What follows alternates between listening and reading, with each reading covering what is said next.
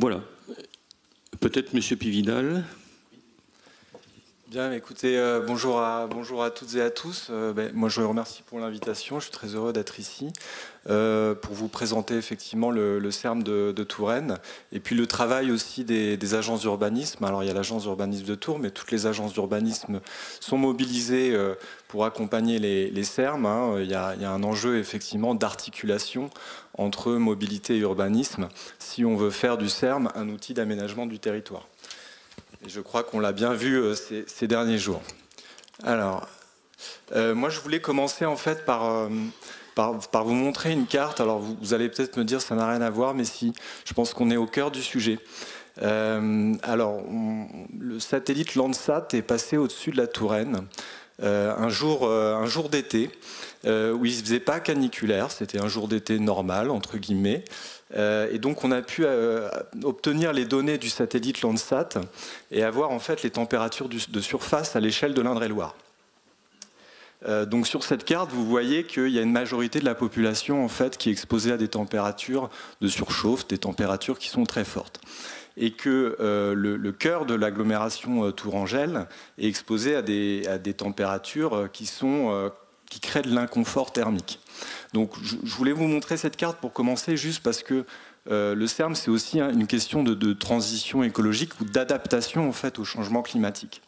Et voilà, je pense qu'on est aussi au cœur du sujet. Alors, ça, c'est l'étoile ferroviaire de Tours. Donc, comme vous pouvez le constater, il y a 8 branches ferroviaires, ce qui est assez exceptionnel pour une agglomération de cette taille. Je crois qu'on est à peu près la seule de cette strate à avoir 8 branches ferroviaires.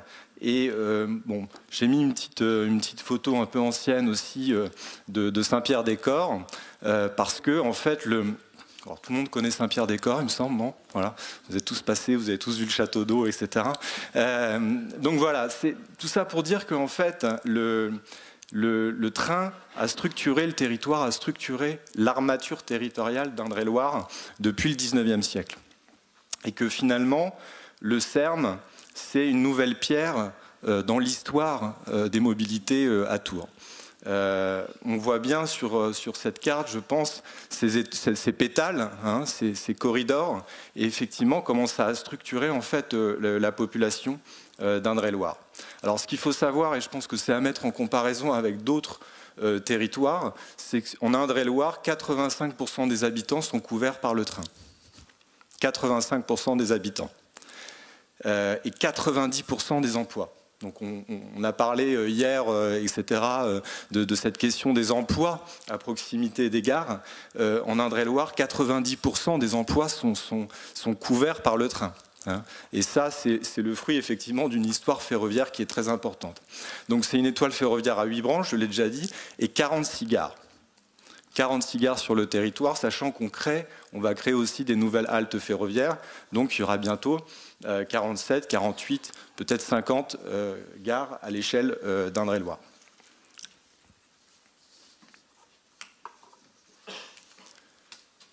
Alors, la question de l'intensification urbaine autour des gares. Bon, là, vous avez un petit peu en fait, la densité de population autour de l'étoile ferroviaire pour vous montrer qu'en fait, on a déjà une intensification urbaine autour des gares. Les populations se sont installées autour du train depuis déjà un petit moment. Là, l'idée, c'est d'accélérer ce phénomène et d'orienter le développement autour des gares. Alors, on a parlé du report modal ce matin, donc la transition est toute trouvée. On a effectivement en Indre-et-Loire une place encore prépondérante de la voiture. La part modale de la voiture, c'est environ 60% à l'échelle de l'Indre-et-Loire. Mais si on prend, et vous avez la carte, les déplacements entre EPCI et cœur métropolitain, là on est à 90% de voitures individuelles. D'accord? Donc les déplacements, on va dire, périurbains entre périphérie et cœur métropolitain, c'est principalement aujourd'hui la voiture.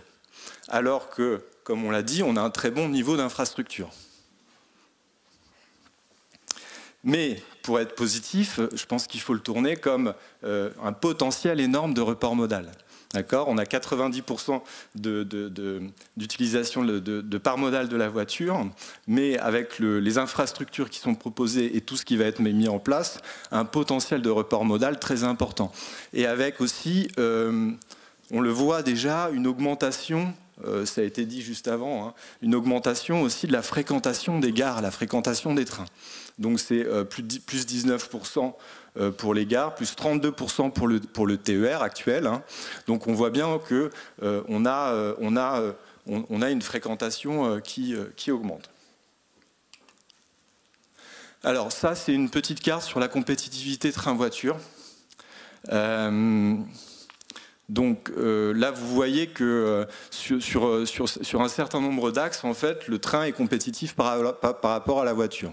Et qu'on a aussi une compétitivité train-voiture, y compris dans le cœur métropolitain. C'est-à-dire que le SERM peut aussi être utilisé comme un transport très urbain. C'est évidemment un transport périurbain, mais c'est aussi un transport très urbain, complémentaire à d'autres modes.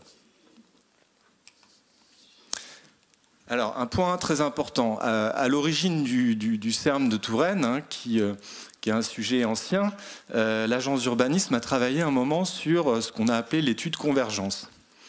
L'idée de cette étude convergence, c'est qu'on est parti du constat que, alors c'est le cas en France sur la plupart des territoires, il y a plusieurs AOM, plusieurs maîtres d'ouvrage, des réseaux différents, hein, le réseau ferré, le BHNS, le tram, le réseau cyclable structurant, le réseau autoroutier. Donc on a un bon niveau d'infrastructure en Indre-et-Loire. La question qui se pose, c'est comment on crée des points de convergence entre ces réseaux. C'est la question de l'intermodalité. Hein, en transport, vous le savez, on travaille sur des lignes, on travaille aussi sur les points. Et là, on a travaillé sur les points de convergence en fait entre les différents réseaux. Et ça, c'est vrai que c'est un travail typique d'une agence d'urbanisme.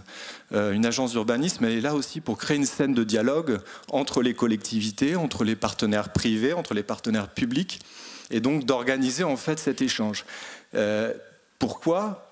Pour l'usager, pour mettre l'usager au centre. L'usager, il veut aller d'un point A à un point B, peu importe la question des compétences, peu importe la question de la maîtrise d'ouvrage. Et donc, ce qui est important, c'est de travailler sur un système, une approche systémique et globale. Donc là, c'est ce qu'on a essayé de faire. C'est un schéma de principe.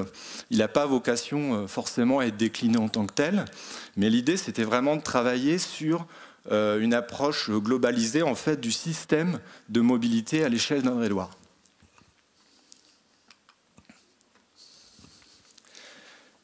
Alors, sur la question des objectifs, des gains attendus, je ne vais pas vous refaire tous les objectifs parce que c'est des objectifs que vous trouverez sur plusieurs SERM. Moi, je voudrais surtout parler des gains attendus. Alors, on a parlé du triplement de la part modale du vélo, donc nous on est sur ce gain. En fait, on a travaillé sur des gains qui sont chiffrables, qui sont mesurables. C'est-à-dire qu'on pourra voir s'ils sont atteints ou pas, avec des indicateurs à la clé. Donc, je voudrais juste insister sur un des gains attendus, c'est la réduction des gaz à effet de serre. C'est un sujet majeur, et là je voudrais juste faire un petit point là-dessus. Vous savez qu'il y a une étude de Santé publique France qui vient de sortir, qui est sortie en début de semaine, et qui chiffre pour la première fois les impacts sanitaires et économiques de la pollution. Les impacts sanitaires et économiques de la pollution en France, c'est 16 milliards d'euros par an. 16 milliards d'euros par an. Voilà. Donc je voudrais juste mettre en balance le coût de la pollution avec le coût des SERM. Voilà. Et à quel point le SERM peut être un outil justement pour faire baisser la pollution atmosphérique. Là, je parle de morts. Hein. Je ne veux pas plomber l'ambiance, mais voilà, c'est des gamins qui ont de l'asthme. C'est des sujets très, très actuels. Là, je ne vous parle pas, ce n'est pas une étude de prospective. C'est actuellement, c'est 16 milliards d'euros par an en termes de coût de la pollution atmosphérique. Donc l'idée, je pense que c'est important dans le cadre des SERM, c'est effectivement de chiffrer un peu dans ce qui a été dit juste avant, c'est-à-dire de chiffrer en fait l'estimation de la réduction des gaz à effet de serre grâce au report modal des SERM et de la chiffrer aussi en réduction des coûts de l'impact sanitaire. Je pense que ça, c'est un sujet important et on parlait de financement hier. Je crois que c'est important aussi en termes de financement de croiser ces différents montants. Alors, la question du périmètre. Donc, on a beaucoup réfléchi sur le périmètre. Alors, vous savez que ça, c'est aussi un truc d'urbanisme, de réfléchir au périmètre, au bon périmètre. C'est la première question qu'on se pose en termes d'études. Quel est le bon périmètre? Alors, sur le périmètre, en fait, on est parti sur deux variables, assez simples. Première donnée, en fait, c'est l'aire d'attraction des villes, l'aire d'attraction de Tours, que vous connaissez bien, qui est une notion de l'INSEE. Donc c'est la carte que vous avez en bas à gauche qui permet de voir effectivement l'aire d'attraction en fait des villes. Et on l'a croisée avec la dynamique des flux. Donc c'est l'autre carte que vous avez vue tout à l'heure, donc avec les traits verts qui montrent les flux. Et voilà, ça nous a permis de définir un périmètre en fait qui est plus large que ce qui était prévu au départ. Au départ, on était parti sur un périmètre plutôt institutionnel, l'Indre-et-Loire. Et puis, au fur et à mesure des réflexions, en croisant les différentes données, c'est vrai que l'axe ligérien, par exemple, faisait qu'il fallait inclure notamment Blois et Saumur, et donc avoir un périmètre plus large. Donc ça, c'est des questions aussi importantes sur le périmètre, de travailler au bon périmètre par rapport à toutes les études et par rapport aussi à la question du renfort de l'offre. Alors, un petit point sur la cohésion territoriale. Pour revenir sur pour préciser les choses en nombre d'habitants, ces périmètres, vous pouvez nous rappeler l'agglo et l'aire sur laquelle vous travaillez, c'est combien Alors, je ne voudrais pas dire de bêtises, mais on est à peu près autour du million, je crois, à peu près. Je regarde Timothée Claillet, qui est chef de projet là-bas, un peu moins, ouais, un peu moins d'1 million. Ouais, dans cet ordre d'idée-là, quoi. Voilà. Oui, sur la cohésion territoriale, on a dit effectivement le CERM c'est aussi un outil de cohésion sociale et territoriale. Là, je vous ai mis une carte, j'aurais pu en mettre plein d'autres, il y aurait eu le même résultat. Alors, c'est un peu contre-intuitif parce que là, c'est le niveau de diplôme. Vous savez qu'en France, on adore les diplômes, ça reste un sujet important. Voilà. Donc j'aurais pu prendre une carte sur le chômage, sur les taux de pauvreté, vous auriez eu le même schéma. En fait, alors c'est contre-intuitif parce que les couleurs sombres, c'est là où il y a très peu de diplômes. Et les couleurs plus claires, c'est là où les gens sont le plus diplômés. Je voulais montrer cette carte, c'est la carte à peu près à l'échelle du périmètre, un tout petit peu plus grande, qui montre bien qu'il y a un décrochage. Il y a un décrochage entre le sud du périmètre et le nord du périmètre, en gros, là où on s'approche du cœur métropolitain de Tours. D'accord ? Donc en fait, le CERM, c'est aussi un outil de cohésion territoriale. C'est permettre aussi aux gens les plus pauvres, aux gens les plus éloignés des zones d'emploi, de se déplacer à moindre coût et de manière décarbonée. Donc voilà, je voulais vous mettre cette carte parce qu'il ne faut pas oublier non plus cet objectif-là, me semble-t-il, de cohésion sociale, mais aussi de cohésion territoriale.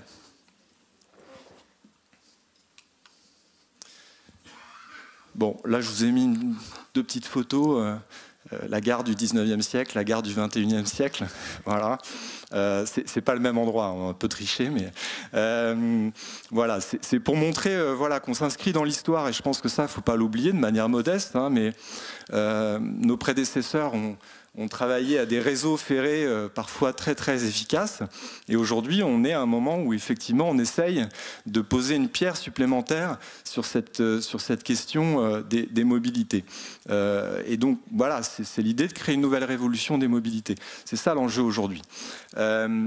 Alors, pourquoi on parle du volet urbain? C'est vrai que quand on parle CERM, on a tendance à se focaliser sur le volet de l'offre, sur le volet ferroviaire, sur le volet routier, les cars express, sur le volet service. Tout ça a été très bien abordé.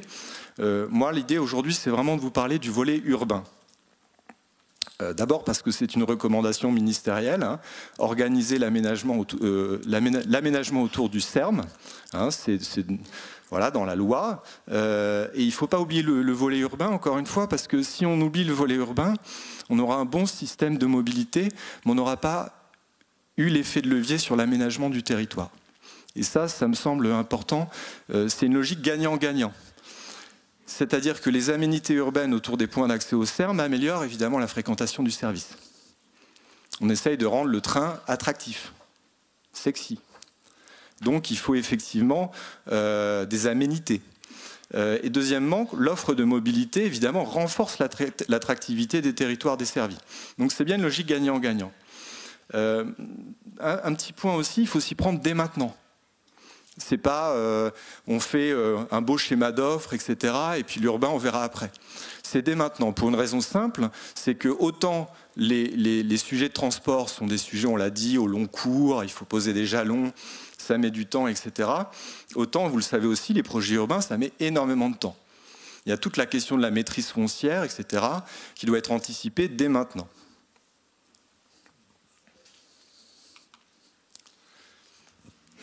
Alors, le volet urbain, ça veut dire quoi? Ça veut dire globalement orienter, en fait, l'enjeu, si je dois la résumer en une phrase, c'est comment orienter le développement autour des points d'accès au SERM. Je ne parle pas de gare, hein, je parle de points d'accès au SERM. On peut avoir des PEM autoroutiers, de cars express, etc., de points d'accès au SERM. Comment on oriente le développement autour des points d'accès au SERM tout en limitant la dilution urbaine? C'est ça l'enjeu aujourd'hui. Et c'est ça la question principale. Donc il y a beaucoup d'outils, mais il faut évidemment éviter, ça a été dit, que les SERM créent un nouveau mouvement d'étalement urbain. Ce n'est pas le but de l'opération, bien au contraire. Mais évidemment, on peut y arriver. Je vais demander un petit effort d'accélération. Oui, pardon. Et l'autre sujet, c'est comment on définit les principes d'un aménagement qualitatif autour des points d'accès au SERM. Et puis la question de l'accessibilité multimodale, bien évidemment. Donc comment on a travaillé? On a travaillé sur la base d'une étude. On est pour l'instant à la première phase, une étude urbanisme et aménagement. De manière assez classique, sur la phase 1, on est sur le diagnostic de 20 sites illustrateurs. Donc l'idée, c'est on ne peut pas travailler sur l'ensemble des sites, hein, mais on a pris 20 sites, en fait, parmi les sites, soit des sites très urbains à fort potentiel, soit des sites plus ruraux mais un peu enclavés, soit des sites périurbains, enfin voilà, différentes typologies de sites. Et ça, c'est le premier sujet. Le deuxième sujet, c'est vraiment un guide de planification urbaine. Alors, pourquoi un guide? Pourquoi un référentiel de planification urbaine? Bon, je vais développer tout à l'heure, rapidement, mais c'est important d'avoir une harmonisation des documents d'urbanisme à l'échelle des périmètres de SERM. J'y reviendrai tout à l'heure. Et la phase 2, donc, c'est vraiment, on va aller jusqu'à des orientations d'aménagement et de programmation sur 10 sites démonstrateurs. Alors le diagnostic, de manière assez classique, on a regardé les caractéristiques socio-démographiques, le tissu économique local, le contexte environnemental et patrimonial, les questions de dessert, de fréquentation, de temps de parcours et les dynamiques foncières immobilières. Tout ça pour voir le potentiel de développement de chaque site et tirer une typologie des points d'accès au SERM. Alors, comment on fait pour regarder le potentiel de développement urbain? Là, je rentre un peu dans la technique, hein. Pour ceux qui connaissent, d'abord on identifie l'ensemble des sites de projet. C'est quoi les projets à l'échelle du site, hein? Donc nous on est parti sur un périmètre de 15 minutes à peu près autour du point d'accès au SERM. On regarde l'ensemble des maîtrises foncières, à qui appartient le foncier autour du site. Et puis évidemment on regarde le zonage des PLU. C'est-à-dire là, il faut regarder les zones à urbaniser. Est-ce que les zones à urbaniser sont proches des gares? Est-ce qu'elles sont en extension urbaine? Est-ce qu'elles sont en renouvellement urbain, donc dans l'empreinte urbaine? Et c'est comme ça, en fait, qu'on essaiera d'orienter le développement autour de la gare. Donc c'est vraiment aller sur le zonage des documents d'urbanisme. L'autre sujet, c'est la sensibilité environnementale et patrimoniale. Vous savez que l'Indre-et-Loire est un territoire hautement patrimonial. On a des périmètres de protection de monuments historiques un peu partout, hein. Bon, c'est tant mieux, mais donc c'est une sensibilité qu'on regarde. Et puis la question de la sensibilité environnementale. Est-ce qu'il y a de la zone humide? Est-ce qu'on est en zone PPRI, risque inondation, risque majeur, etc. Enfin, tous ces sujets que vous connaissez sur la question environnementale. Après, on a regardé, je ne peux pas vous décliner tous les indicateurs, il y en a beaucoup, hein, mais les temps de parcours, la question des migrations pendulaires. Donc là, on a pris la commune de Monet, qui est au nord de Tours, je salue, parce qu'il y a le conseiller délégué aux mobilités Jean-Luc Paroissien qui est dans la salle, voilà, il est là. Donc on a pris l'exemple de Monet. Combien en fait il y a de pendulaires par jour qui se rendent vers la métropole, qui se rendent ailleurs qu'ailleurs vers la métropole. Et puis la question du stationnement, hein, toutes les places de stationnement sur le site. Ça c'est aussi une question majeure. Hein, si on veut effectivement favoriser les transports décarbonés, effectivement il y aura un moment une réflexion sur la limitation des places de stationnement. Il y aura une question aussi sur la place de la voiture, sur les vitesses, vous l'avez dit, la vitesse de circulation, sur ces sujets-là. Hein. Alors tout ça pour tirer en fait une photographie des points d'accès au CERM. Voilà, sur chacun des sites. Et où est-ce que c'est favorable, où est-ce que c'est un peu moins favorable en termes de démographie, d'économie, de domicile-travail, d'équipement public, de desserte, de sensibilité environnementale, de contexte réglementaire, donc ça c'est vraiment les PLU.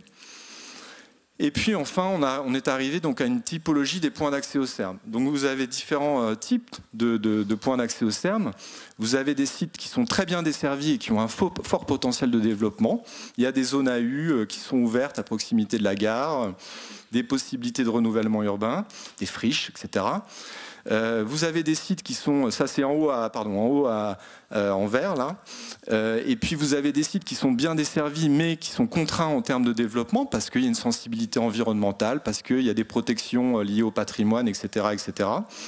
Et puis, vous avez des sites qui ont un potentiel de développement, mais qui sont à désenclaver. C'est-à-dire que là, il faut que la Comcom, par exemple, travaille sur l'accessibilité multimodale.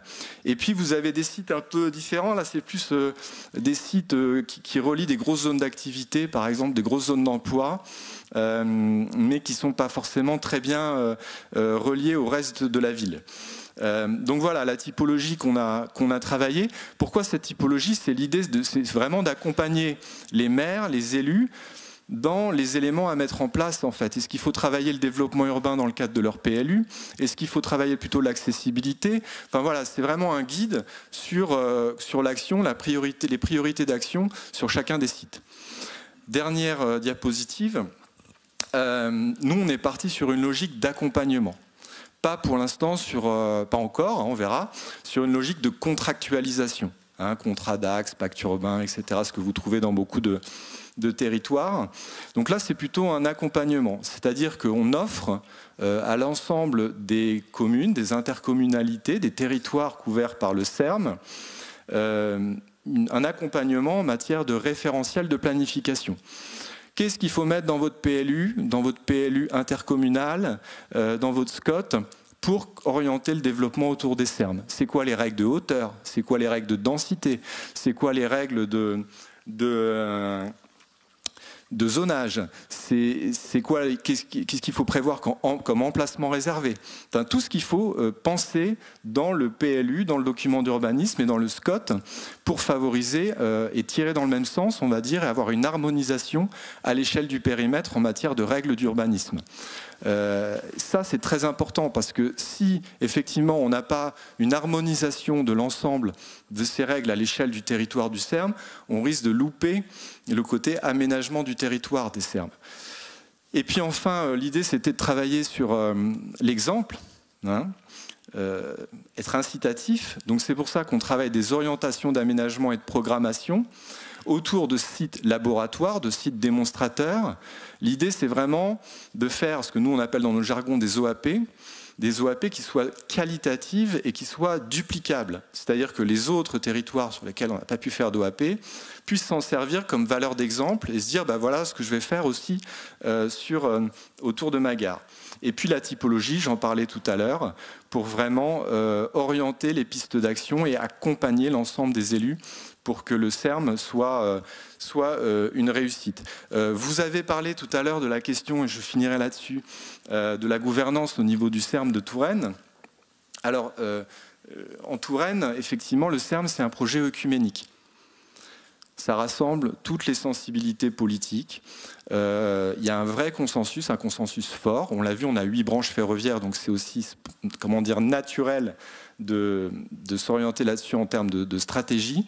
En tout cas, on a une mobilisation locale qui est très très forte. Je pense que c'est aussi une clé du succès du CERM de Touraine, et une mobilisation locale qui est publique et privée. Ça, c'est l'autre enjeu à mon avis. On associe aussi les partenaires privés, que ce soit évidemment les grands transporteurs, les gestionnaires d'infrastructures, etc., etc. Voilà, je vous remercie beaucoup.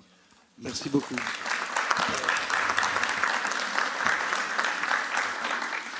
Alors, une brève séquence de questions-réponses avant de vous remercier et de demander aux 3 autres intervenants de nous rejoindre.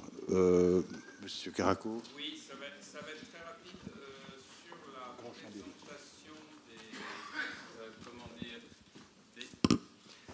sur la présentation, je ne sais plus exactement de quoi il s'agissait, des facteurs de report modal. Sur un exemple, la part extrêmement élevée de la ZFE m'a surprise. Donc j'aurais voulu avoir quelques explications sur comment ça s'est fait.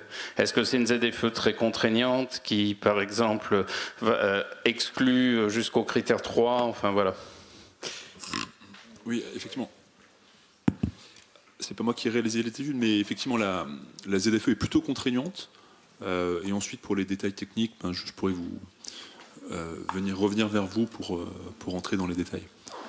Après, ça dépendra effectivement de chaque type de ZFE, en fonction de son degré de contrainte. Peut-être Tristan, Jean-Claude. Moi, j'ai une petite question pour Monsieur Pividal. Présente-toi pour... Oui, Tristan Buteau-Démon. Je suis jeune chercheur concernant les questions de gouvernance, notamment des RER.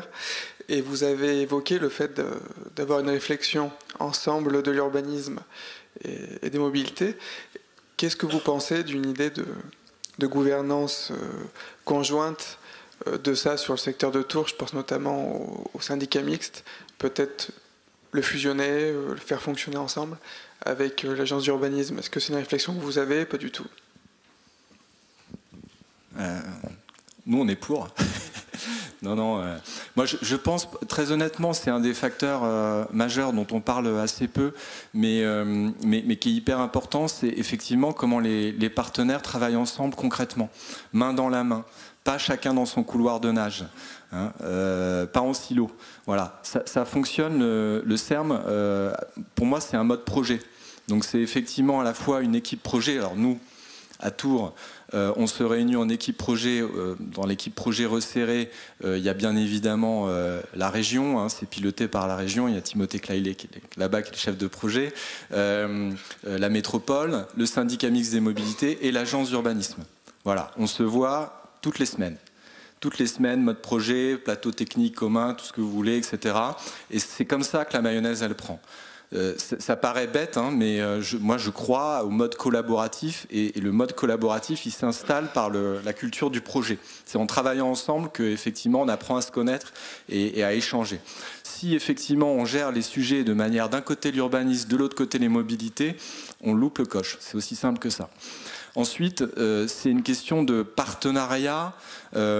Effectivement, alors nous, on a mis en place de manière assez classique un comité de pilotage, et encore une fois, qui inclut partenaires publics et partenaires privés. Et je pense qu'il faudra aller plus loin. Il faut aussi inclure les promoteurs immobiliers. Il faut inclure, voilà, il faut que tout le monde tire dans le même sens pour que ça fonctionne. Donc, effectivement, les enjeux de gouvernance, ils sont liés à ce qu'on met en place comme structure, comitologie, mais je crois, moi, beaucoup au mode projet dans la réalité, aux femmes et aux hommes, voilà, qui ont envie de travailler ensemble à un moment donné. Et c'est comme ça qu'on réussit. Voilà. Alors, François, Oui, sur la question du report modal, vous avez une petite diapo là qui vous dit d'autres choses. Bon, il y a quand même eu beaucoup d'efforts faits en transport en France. Nantes est certainement une des villes où la politique a été la plus belle. Il n'empêche qu'au bout de 30 ans, l'évolution modale a relativement peu changé dans la métropole. Ils ont gagné 1% sur les transports publics. Et les universitaires qui travaillent sur le sujet disent, bah oui, en définitive, on a un peu tendance à faire des politiques sectorielles sans effectivement mettre les robinets qu'il faut là où il faut. Bon, je pense que les Suisses travaillent différemment de nous, et ils pourront peut-être le dire, mais c'est un des points importants qui est ressorti à plusieurs moments dans les débats, c'est qu'il faudra que les projets de SERM, pour avoir un effet réel, soient accompagnés de politiques de report modal. Or là-dessus, on connaît les choses, c'est-à-dire que il y a des travaux universitaires importants, il y a eu des synthèses qui ont été faites, il faut jouer sur le stationnement, mais pour jouer sur le stationnement, il faut déjà le connaître. C'est-à-dire que essayer de savoir combien il y a de places de stationnement dans votre ville, il y a peu de chances que vous le sachiez. Alors qu'à Bâle ou à Zurich, on le connaît. Il y a donc là-dessus, avec l'équipe transport urbain, on a fait une synthèse, mais les exemples qu'on donne sont des exemples étrangers, parce qu'en France, pour l'instant, il n'y a pas encore grand-chose. Donc je crois que il y a des points d'approfondissement à faire, que les connaissances existent. Après, la mise en œuvre des politiques est jamais très simple, hein, parce que dire on tarifie le stationnement, bon, si le but c'est de faire qu'il y ait que les gens qui peuvent payer le stationnement qui stationnent en ville, on va avoir des problèmes. Il va falloir trouver d'autres choses. Donc, je crois qu'on est face à un vaste chantier, mais passionnant, et qui, le travail de la transition environnementale est pas simple, mais ça donne pas forcément des villes qui sont désagréables. C'est que quand on se compare au partage modaux d'un certain nombre de villes étrangères, on se dit qu'il y en a certaines qui ont des belles trajectoires et qu'elles ont plutôt réussi sur le plan économique et sur le plan du bien-être. Donc voilà un petit peu ce que je... D'ailleurs, c'est ce qu'on va avoir. Alors, oui, Pierre Laplane.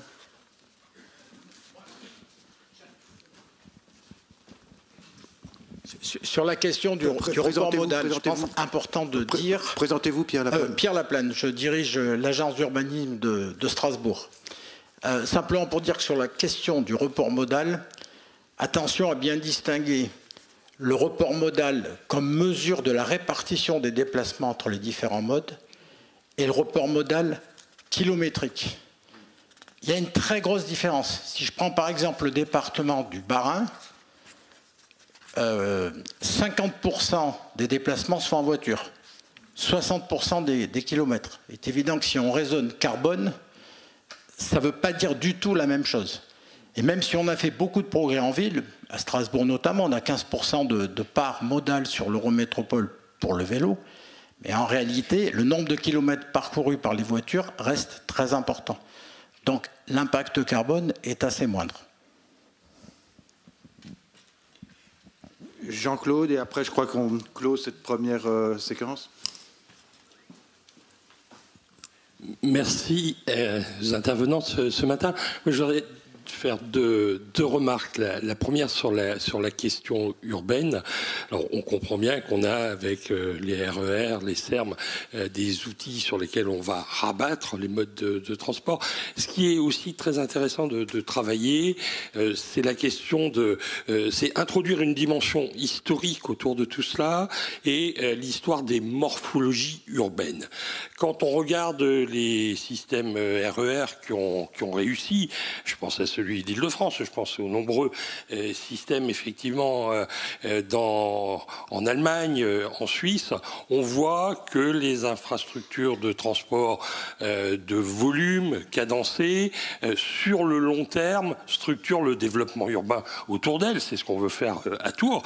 Mais quand on regarde cela sur 20 ans, sur 40 ans, effectivement, on modifie sensiblement, on attire autour de ces infrastructures et le développement urbain est canalisé. Et sur une génération, sur 2 générations, eh bien, on double assez facilement les trafics qu'ont fait les lignes de RER d'Île-de-France. Et là, on modifie effectivement la structuration urbaine du territoire, on modifie les parts modales, on modifie effectivement les mobilités en ville, hein, et on conjure effectivement cette situation qu'évoquait François de Florian, hein, qui est de dire, bah voilà, on a beaucoup fait de choses en France aujourd'hui, mais on n'a pas touché à la répartition modale.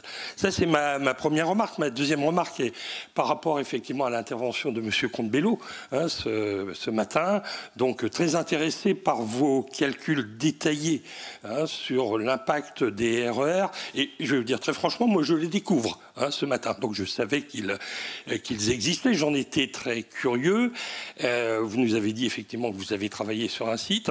Dans la salle, vous avez les 25 sites aujourd'hui qui travaillent sur les RER métropolitains, donc sur les SERM, hein, parce qu'on emploie volontairement les 2 termes, hein, alternativement, parce que voilà, RER, il y a la puissance de système, et SERM, il y a la couverture du territoire, très, très probablement. Alors, ce qu'on vous propose, Monsieur Comte-Bello, et à votre secrétariat général de la planification écologique, c'est de poursuivre ces travaux ensemble, hein. Voyons comment établir le lien entre vos calculs et nos projets. Nous, dans la salle, hein, je pense que, voilà, entre les deux, il y a sûrement, effectivement, là, le maillon un peu manquant, hein, entre nous, mais c'est le maillon de la crédibilité de nos projets.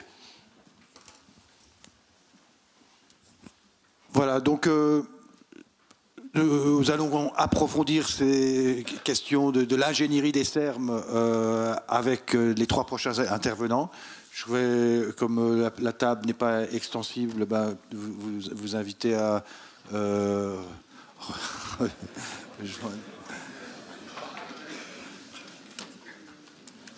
Et donc,